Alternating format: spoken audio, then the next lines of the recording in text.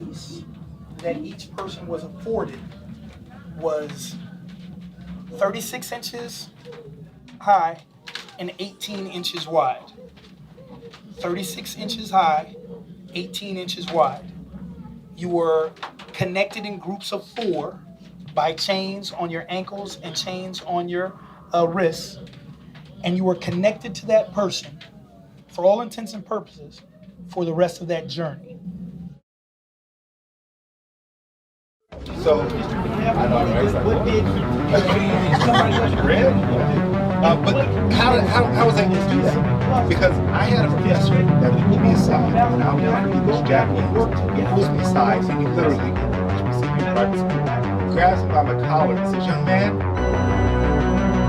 You're going to see that everything that we talk about, almost every place we go, they're going to talk about this thing called the Fugitive Slave Law and also this thing called the Compromise of 1850. So we'll throw that out there right now because people will speak it like you know what they're talking about, and you're like, and they're just going to be talking about it. It's like the language of the Underground Railroad, right? You know?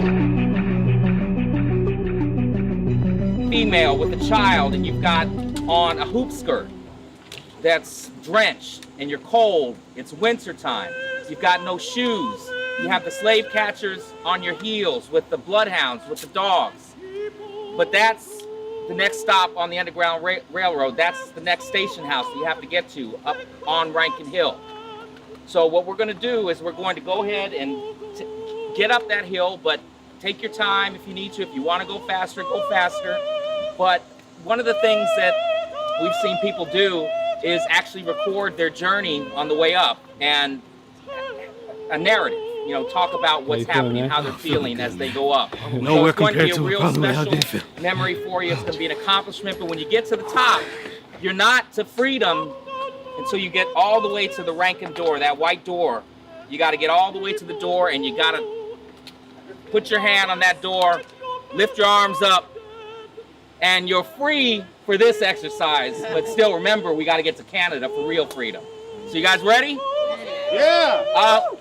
Are you ready? Yeah! All right, let's go.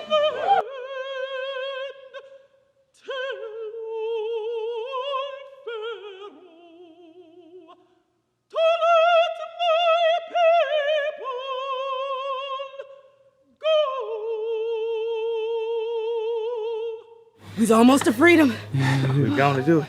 Oh my gosh. Okay, wait, let me rest. Kyrie, don't be getting this. How was it? It was hard. It was tiring. You wanted to stop, but you couldn't stop. Man, we've been doing all the rest of the stuff. Today is about us getting to a place where we can walk away from this experience on Sunday with some tools and some commitments to do something. And it doesn't mean to just do something that is an Underground Railroad thing. Who was it? So today was just all of the information that we received today on the whole exhibit was just, I can't put into words my emotions that I feel right now. The part of the exhibit that really got to me was when we went down into the ship with all of the people just laying there, and I just thought about my own children, and they are the age of 14 where they could have been taken away from the place that they called home to an unknown area, an unknown place. And I saw a female holding on to a child, and I just thought of a mother and a child. And by the time they make it to their journey, if they do, they may be taken away from each other. Not a very emotional person, but I could feel.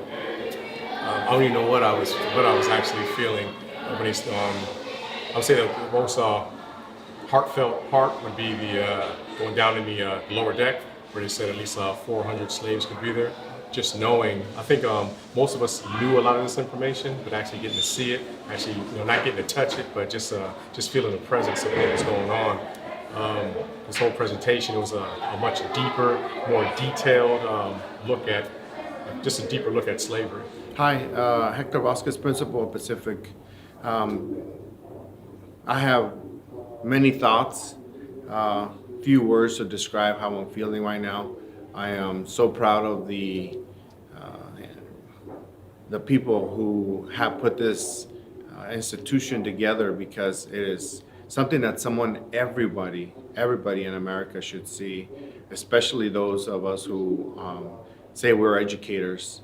I know that I've learned many things today that I will be able to pass on to anybody who will listen. But I'm just so inspired. I'm thankful to the district for allowing me to be here, and I'm happy to spread the knowledge that I've gained today. So thank you very much. This is an awesome experience.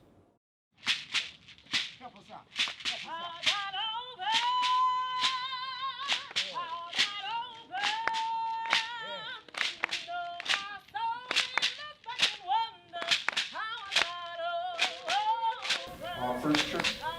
It was a place not only for religious services, but for other community events in Oberlin. And pretty much when we talk about early Oberlin town and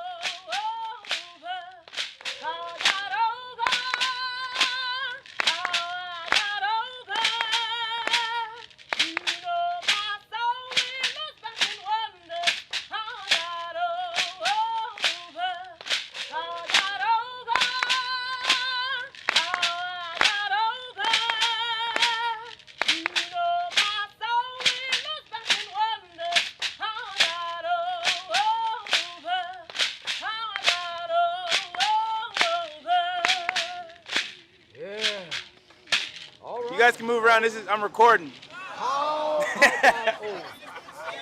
Now that's a phrase that refers to they called it getting over. Say it with me now. Getting over.